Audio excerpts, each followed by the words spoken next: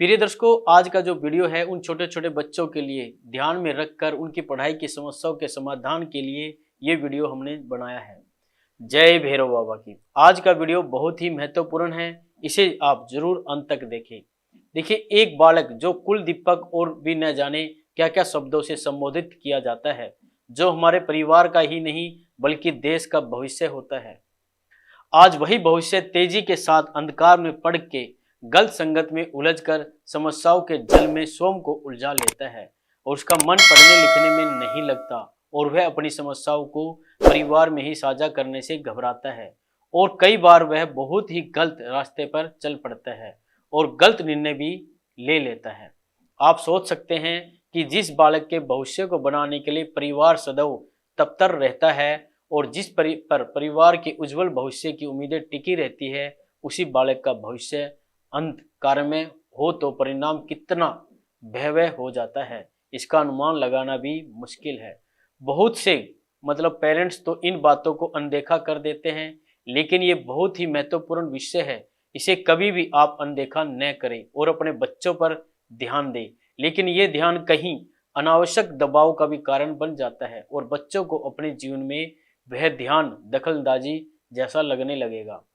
तो यह बहुत जरूरी है कि आज के बच्चों के साथ हर माता पिता को मित्रवत व्यवहार करके ही उन पर ध्यान रखा जा सकता है और उनको सुझाव दिया जा सकता है।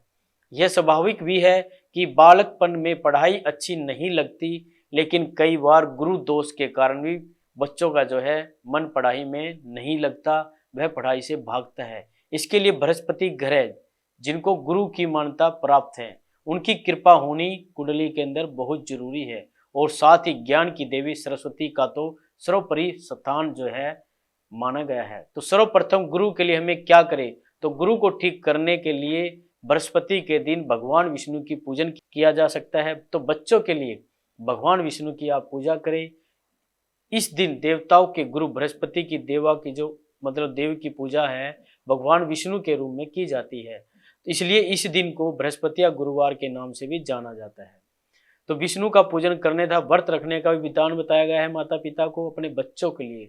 तो बृहस्पति के दिन विष्णु जी को गुड़, चना और हल्दी का भोग जरूर लगाना चाहिए। बृहस्पति की पूजा में बृहस्पति देव के व्रत कथा और आरती करने का भी विधान है।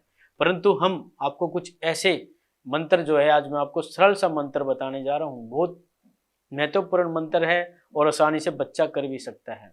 ओम नमो भगवते वासुदेवाय। आप अपने बच्चे को यह मंत्र सिखा दीजिए। तो भगवान विष्णु के इस रूप में मंत्र में उनके स्वरूप का वर्णन किया गया है, तो इसलिए आप अपने बच्चों को यह मंत्र जरूर सिखाएं। इसके अलावा बच्चों को सिखाएं कि वे जब भी पढ़ने के लिए बैठे तो पूर्व दिशा की ओर मुंह करके बैठे और पढ़ाई शुरू करने से पहले आप इस मंत्र को आप अपने बच्चे को सिखा दीजिए। मंत्र यह है, ये माँ सरस्वती का मंत्र है। ओम सरस्वते नमो नमे, माँ सरस्वते नमो नमे, विद्यादायिनी नमो नमे, हंस वाहिनी नमो नमे। यह मंत्र बहुत ही चमत्कारी मंत्र है। अपने बच्चों को इस मंत्र को जो है जरूर सिखाना चाहिए। इन सब उपाय से आपके जो बच्चा है उसका मन पढ़ाई में लगने लगेगा और इधर उधर भटकेगा बिल्कुल नहीं। लेकिन इसके साथ ही परिवार का माहौल भी बच्चों के मन पर बहुत गहरा असर करता है।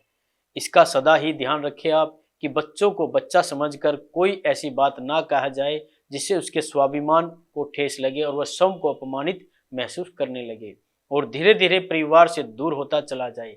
इसके साथ ही पूजा पाठ तो आवश्यक ही है, तो इससे बच्चों का चरित्र निर्माण होता है, लेकिन इसके साथ ही प्रोत्साहन व अमृत है जो बच्चों के आत्मविश्वास को बढ़ाता है।